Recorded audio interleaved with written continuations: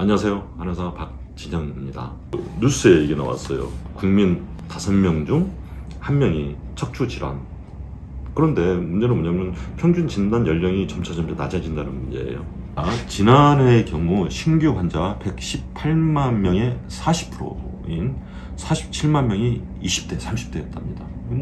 엄청난 기하급수적으로 늘어나는 거예요.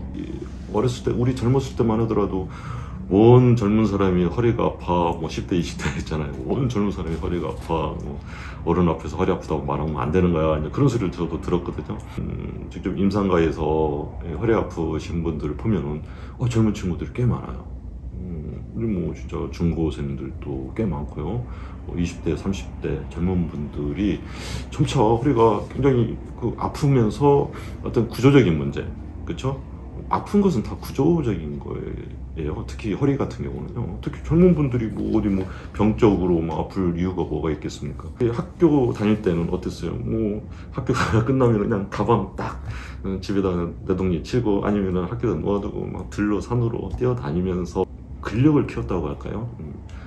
뼈를 튼튼하게 만드는 그런 가장 또 중요한 중력 운동이에요. 중력으로 뛰어다니면서 뼈와 뼈 사이, 척추와 척추에 서로 혈관 있죠? 피도 공급해주고 영양도 공급해주고 펌핑 작용으로 해가지고 뼈가 건강해지는 거거든요. 근데 요즘 젊은 분들은 어떻습니까? 그냥 어렸을 때부터 앉아가지고 책상에 앉아가지고 공부해야죠. 또 게임 해야죠. 또 학원 가면 학원 뛰는 게 아니잖아요. 또 구조적으로 굉장히 뼈가 약하게 될 수밖에 없는 그런 환경에 지금 처해 있죠. 그래서 점차 젊은 분들의 어떤 척추 질환이 증가할 것으로 예상이 되어지고 실제로 이렇게 뉴스까지 나오는 그런 상황입니다. 그런데 이게 문제가 뭐냐면은 척추 질환만의 문제가 아니잖아요. 나중에 척추 질환, 제가 계속 설명드리지만 허리만 아픕니까? 그게 아니에요. 또 등도 아프죠. 목도 아프죠. 그렇게 되면 등이나 목의 문제는 뭡니까? 흉추의 문제. 흉추의 문제는 뭐냐? 결국은 정신적인 문제 있죠. 우울증이라든가 고감장 그런 거까지 같이 수반이 되어지는 그런 경우가 많기 때문에 이 척추 질환을 굉장히 저는 중요하다고 생각하고 정말 중요합니다.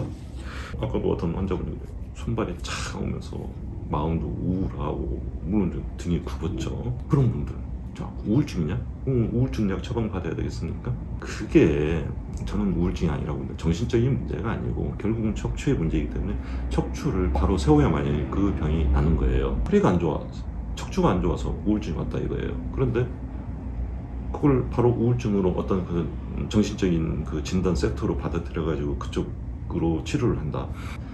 결국은 이게 진단이 잘못되었는데 치료가 정확할 수 있겠어요?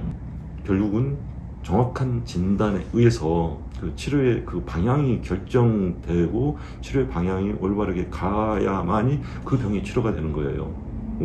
뻘쩡한 사람 허리만 펴주면 되는 그런 사람을 정신과 질환으로 마음이 감기예요? 그래서 우울증 약 때렸을 겁니까? 아니잖아요. 제가 계속 강조하지만 그런 우울증 약 오래 드신 분들, 마약성 진통제 드신 분들 치료 안 돼요. 절대. 그 부분에 인생이 달린 문제입니다. 그러니까 아마 제가 생각해도 의사분들도 알 거예요.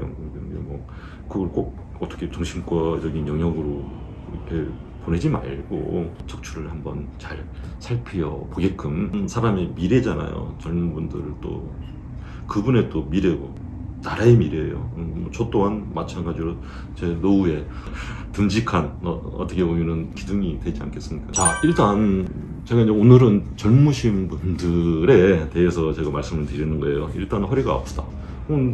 정형외과 가시겠죠. 근데 이제 정형외과 가시면은 여러 가지 도수치료 여러 가지가 있겠지만 첫 번째 다 하시는 게 뭡니까? 진통제입니다.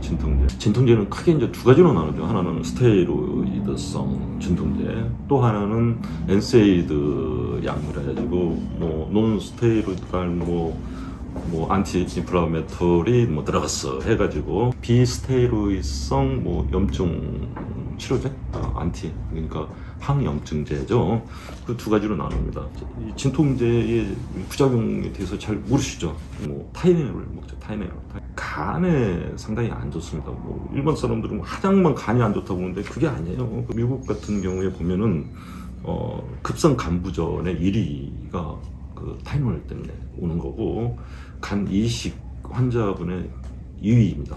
타이레놀 그 부작용이. 뭐 이제 하루에 뭐 섭취량이 있어요. 뭐 4,000mg이라고 그러는데, 뭐 그런 약들을 계속 드시는 분들은 항상 간을 생각을 하셔야 되고요. 엔세이드라고 해가지고 뭐 이부프로펜, 덱시부프로펜 그런 약들은 특히 이제 미국 쪽, 그죠? FDA 쪽에서는 뭐라고 하냐면 신장 독성을 굉장히 강조를 합니다. 신장 독성.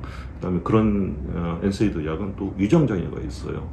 심혈관계 질환의 부작용을 얘기를 하고, 특히 뭐 임산부라든가 수유부들은 절대 못 먹게 하는 그런 금지된 약품입니다. 보약은 아니란 말이죠. 어쩔 수 없이 써야 되는 그런 약들이겠죠. 또 스테로이드에 대한 부작용도 잘 아시잖아요. 중추신경계 문제가 있겠고요. 피부도 얇아지고, 쿠슨 신도롬이나 일부러 몸에 뚱뚱해지죠. 대신 이 팔, 다리는 굉장히 또 가늘어져요. 근육량이 적어지면서 몸이 부푸는 거죠. 정말 빨리 끊어야 됩니다. 그게 보약이 아니에요. 제가 한약을 쓰는 입장에서는 한약은 먹으면 먹을수록 좋지만, 그건 먹으면 먹을수록 그건 독약이 됩니다. 특히 이제 요즘 젊으신 분들은 이 한약을 믿질 못하는 경우가 많아요. 어떻게 보면 헤게모니를 가지고 있는 쪽이 양방 쪽이고, 타이레놀 같은 그런 약약, 진통제의 어떤 그런 간 독성이란다, 신장 독성의 문제는 굉장히 큰 거예요. FDA에서 다 공표를 한 거잖아요. 근데 이 한약은, 물론 저도 한약을 써서 간 수치가 올라간 경우가 있었어요. 그런 경우가 이제 몇 건 있었는데, 근데 이게 보통 한 보름 정도 지나면 그게 다 이렇게 또 정상으로 다 회복이 되더라고요. 그건 모르겠어요. 양약은 어떻게 보면 화학물질이잖아요. 근데 이 한약은 생약이라 그런 것 같아요. 화학물질을 한번 딱 변해버리면, 그렇잖아요. 우리 옛날 화학 시간에 뭘 하나 탁 하면은 쫙 변해가지고 더 이상 돌아오지 않잖아요. 근데 이 한약은 생약이죠. 장기적으로 아주 독한 약들, 독성을 많이 가진 것들은 장기적으로 먹으면 그게 분명히 문제가 있을 거라고 생각이 들어요. 옛날부터 써서 문제가 됐다, 조퇴가 됐을 거 아니에요. 지금 보면은 한약은 그래도 굉장히 좀 간 독성이라든지 신장 독성에 좀 안전하다.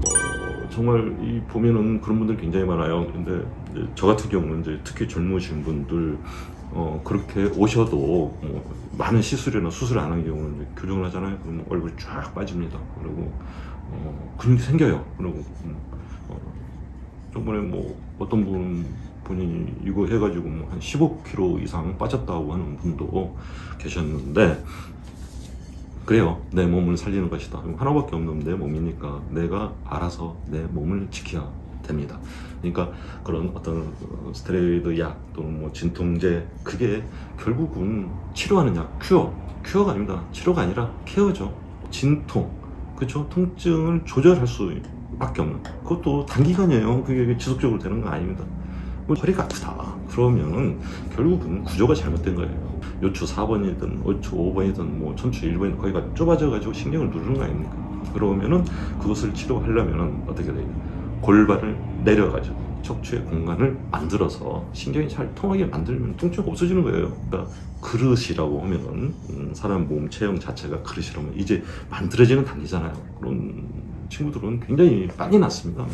저는 젊은 분들을 몇 살까지 보냐면은 50대까지는 젊다고 봅니다. 50대까지는요, 특히 40대, 50대는 잘 나와요. 그건 결국 뭐냐, 정말 시술 많이 않고 약 많이 안 먹고 그 다음에 수술 안 한 분들은 정말로 빨리 나으니까 이 골반을 내리고, 그쵸, 척추의 공간을 만드는 이 치료 방법을 정말로 주시를 하시고 조금 한번 실행을 하셨으면 좋겠습니다. 우리 몸이 어떻게 아프면은 이렇게 좀 유명한 데 있잖아요. 거기 가서 거기서 치료가 잘 안 되잖아요. 그러면은 이건 한 방으로 안 된다, 그렇게 생각하는 분들이 꽤 되세요. 근데 꼭 그쪽 치료가 최고라고 생각하시면 안 돼요. 제가 보는 한 이 치료가 정말로 중요하고 정확한 치료 방법이 될 수 있으니까 이 치료를 한번 생각을 해 보시고요.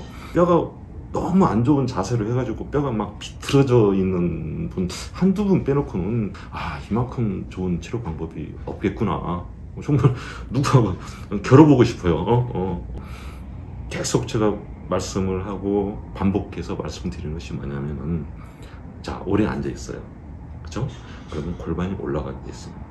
골반이 올라가면 요추 4번, 5번이 좁아지게 돼 있어요. 물론 이제 뭐 여러 가지 뭐 MRI상이라든가 엑스레이상이 거의 다 좁아져 있어도 결국은 올라간 골반을 밑으로 내리고 요추 4번, 5번 쪽 신경 잘 통하게 만들면은 이 허리 통증이 없어지게 되어 있습니다. 그러니까 꼭 이것을 실천해 주시길 바라고요. 또 뭐 제가 전에도 말씀드렸다시피 꼭 허리의 문제뿐만 아니라 뭐 위장병이 있다, 뭐 생리, 뭐 통증이 있다. 혈액순환 잘 되면은 신경이 잘 통하면 생리통 없어집니다. 그 양약에 보면은 생리통 할 때 그 아까 말씀드린 그런 약재에다가 뭘 쓰시는지 아세요? 이뇨제를 같이 써요. 그래가지고 대부분 생리 잘 통증이 있고 뭐 이렇게 붓잖아요. 그래서 그 부종을 없애주려고 또 이뇨제 쓰는데, 젊으신 분들 뭐 약이라든가 진통제 정말 의존하지 마시고 이 척추 제 미래를 위해서 건강한 치료법을 한번 좀 생각해 보시기를 권해드립니다.